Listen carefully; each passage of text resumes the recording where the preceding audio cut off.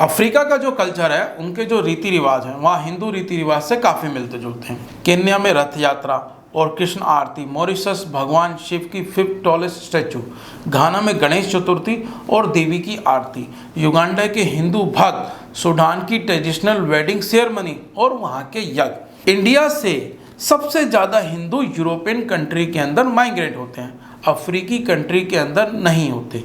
एक रिसर्च के अकॉर्डिंग पूरे यूरोपियन कॉन्टिनेंटल से अफ्रीका में सबसे ज़्यादा हिंदू आबादी रहती है।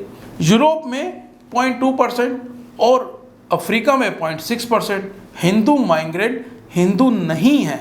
ये अफ्रीकन हिंदू हैं, इनको किसी ने कन्वर्ट नहीं किया है।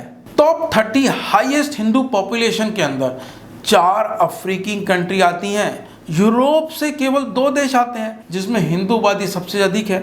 घाना के अंदर 10 साल पहले सिर्फ 12,000 हिंदू गए थे, आज वहां पर 2.5 लाख हिंदू हैं। आपको क्या लगता है क्यों अफ्रीकन ज़्यादा से ज़्यादा हिंदू बनते जा रहे हैं? आपको जान के सरप्राइज होगा, अफ्रीका का जो कल्चर है ना, उनके जो रीति रिवाज हैं वह हिंदू रीति रिवाज से काफ़ी मिलते जुलते हैं। मुंदरी नाम की एक जनजाति ऐसी है जो गाय को प्रोटेक्ट करने के लिए किसी का भी मर्डर तक कर देती है। मुंदरी नाम की जनजाति अपनी गायों को प्रोटेक्ट करने के लिए AK-47 रखती हैं।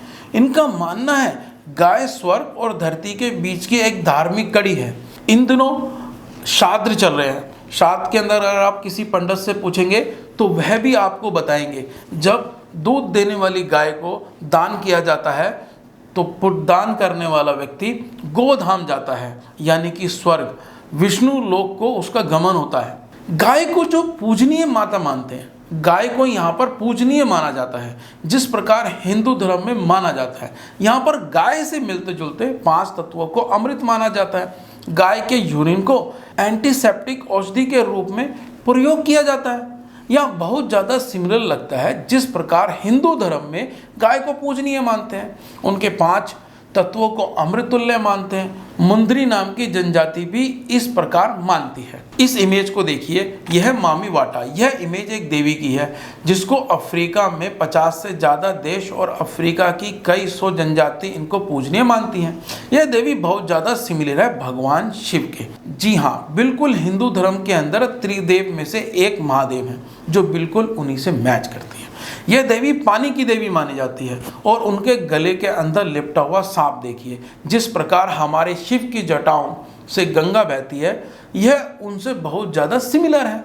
अफ्रीकी देवता ऑर्गन्स को भी आप देखिए, हिंदू देवता मुरुगन स्वामी से मिलते जुलते हैं। इजिप्ट गॉड इरिस को देखिए जो काली माता से बहुत ज़्यादा सिमिलर है। फीमेल पावर और डिस्ट्रक्शन को प्रोटेक्ट करते हैं। अब इस कनेक्शन के रूट को जानने की कोशिश करते हैं। ऐसा माना जाता है जब वास्को डी गामा पानी के रास्ते भारत में आया था, लेकिन उसे भारत में लाने वाला एक भारत के गुजरात का नागरिक था जो अफ्रीका में व्यापार करने जाता था, वही उसे अफ्रीका से भारत लेकर आया था। इंडो अफ्रीकन रिलेशन को जब आप डीपली रिसर्च करते हैं तो आप पाते हैं अफ्रीकन खुद को भगवान राम के बेटे कुश का वंशज मानते हैं और खुद को कुशिटी कहते हैं।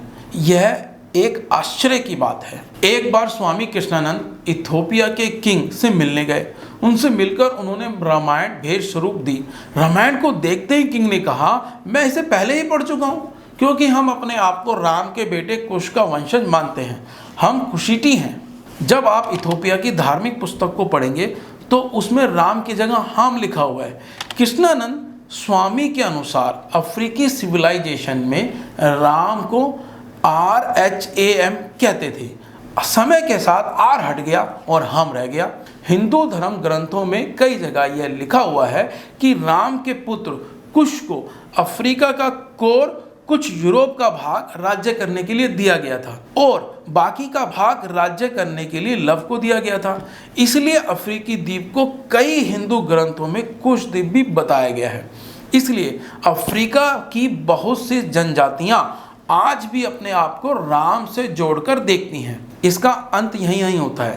तंजानिया के रैप्टा में इंडियन पोर्ट और ग्लास 2500 साल पुराने मिले। केरल के एक्सपोर्ट मुजरिस में अफ्रीकी ओरिजिन के आइवरी गोल्ड और अफ्रीकी वुड से बने कुछ आइवरी मिले हैं। यह भी माना जाता है कि केरल से ही सबसे ज़्यादा भारतीय अफ्रीका गए थे। फर्स्ट सेंचुरी एडी मैप में अफ्रीकी कॉन्टिनेंटल और एशिया का ट्रेड रूट क्लियरली मेंशन किया गया है। अफ्रीका और यूरोप का 80% व्यापार भारत के साथ ही हुआ करता था। यह तो हुई हिस्ट्री की बात। चलिए अब मॉडर्न टाइम की भी बात कर लेते हैं। अफ्रीका में भारतीयों का आना कॉलोनियल पीरियड से शुरू हुआ था, जब भारत पर ब्रिटिश रूल किया करते थे। ब्रिटिश अफ्रीकी मूल के निवासियों को अफ्रीका में अलग अलग देश में ले गए, just like Mauritius, South Africa, Uganda, Ghana. Mauritius के फादर ऑफ नेशन भी इंडियन ओरिजिन के ही हैं। भारत के बिहार राज्य से इनका संबंध है। मॉरिशस के अंदर 1834 से लेकर 1920 तक लगभग 5 लाख भारतीयों को ले जाया गया था। 80% मॉरिशस में ही रुक गए थे। आज भारतीय मूल के नागरिकों की जनसंख्या इतनी बढ़ गई है कि वहां के पीएम और प्रेसिडेंट पिछले कुछ सालों से दोनों भारतीय मूल के ही बने हुए हैं। अगला देश है युगांडा। ब्रिटिशर भारतीय लोगों को लेबर के रूप में युगांडा लेके गए। यह जनसंख्या 40,000 से ऊपर थी। कॉलोनियम खत्म होने के उपरांत भारतीय मूल के नागरिक काफी संख्या में युगांडा में ही रुक गए। एक समय ऐसा आया था कि युगांडा की इकोनॉमी 90% भारतीय मूल के नागरिकों पर ही डिपेंड हुआ करती थी। डिक्टेटर ईडी अमीन ने भारतीय मूल के नागरिकों को अपने देश से निकालना शुरू कर दिया। इसका असर यह हुआ कि युगांडा की पूरी इकोनॉमी ही कोलैप्स कर गई। एक्चुअल में युगांडा के टॉप बिजनेसमैन में भारतीय मूल के नागरिक ही थे। 1992 में युगांडा गवर्नमेंट को इकोनॉमी के अंदर हुई गिरावट को संभालने के लिए भारतीय मूल के नागरिकों को दोबारा बुलाना पड़ा, लेकिन सभी भारतीय मूल के नागरिक वापस नहीं गए। आज भी युगांडा के अंदर लगभग 50,000 से ऊपर भारतीय मूल के नागरिक रहते हैं। लगभग 70% रेवेन्यू भारतीय मूल के नागरिकों के द्वारा ही आता है, क्योंकि भारतीय मूल के नागरिकों का यहाँ बिजनेस काफ़ी फैल चुका है। युगांडा के अंदर टॉप बिजनेसमैन में भारतीय मूल के नागरिक ही हैं। तीसरी कंट्री है साउथ अफ्रीका। साउथ अफ्रीका के नेटल में केवल 6 से 10,000 लोगों को ही बसाया गया था और 19वीं सेंचुरी के अंदर साउथ अफ्रीका की नेटल कैपिटल डरबन में चली गई। चौथी कंट्री है घाना।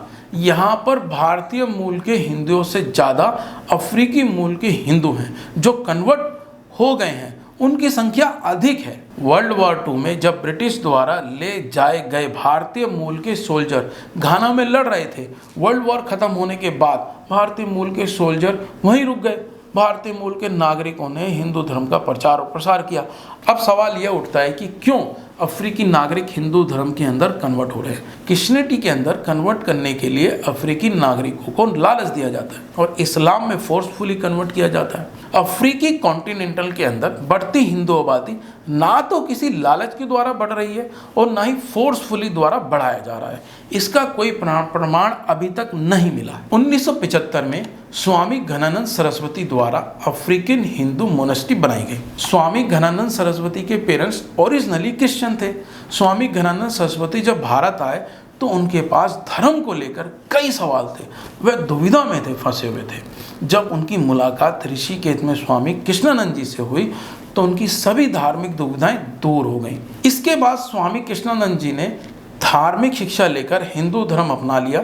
घनानंद जी ने अपनी होम कंट्री की कैपिटल अकारा में पहला हिंदू मंदिर 1975 में स्थापित किया। आज यह मंदिर घाना में बहुत पॉपुलर है। ऐसा भी माना जाता है कि यहाँ मुस्लिम भी आकर मन की शांति के लिए प्रार्थना करते हैं। यह कोई कन्वर्जन का खेल नहीं है, यह मन की शांति को प्राप्त करने का एक जरिया है। आप भक्ति तीरथ स्वामी जी की स्पीच को सुनिए।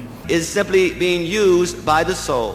If we develop that genuine understanding, then there is no difficulty in you having a white coat or he having a red coat or me having a black coat. These distinctions no longer become such a dominant factor in one's life. Bhagavad Gita को socially accept करते हैं। भगवत गीता में सभी रहस्य विद्यमान है जिससे मानव का कल्याण हो सकता है। भक्ति तीरथ स्वामी जी भगवत गीता के माध्यम से रेसिज्म को भी खत्म करना चाहते थे। भारतीय नागरिक जब किसी दूसरी कंट्री में जाते हैं वह अपने साथ भारतीयता और भारतीय संस्कृति को साथ ले जाते हैं। यही वजह है कि आज बिना किसी दबाव के, बिना किसी लालच के पूरे वर्ल्ड में हिंदू धर्म की पताका फहर रही है। पारस अग्रवाल, सत्य नडेला, सुंदर पिचई, अरविंद कृष्णा, शांतनु नारायण, क्या यह कहना सही नहीं है कि आज भारतीय जिस देश में जाते हैं उस देश को अपना मानते हैं, अपनी संस्कृति से उसको रंग देते हैं बिना किसी दबाव और लालच के। जो लोग भारतीयता के अंदर विश्वास रखते हैं, जिनके मन की शांति भारतीयता में मिलती है, वे लोग हिंदू धर्म को अपनाते हैं। इन सब में आपका क्या कहना है? हम आपके कमेंट का इंतजार करेंगे। जय हिंद, जय भारत।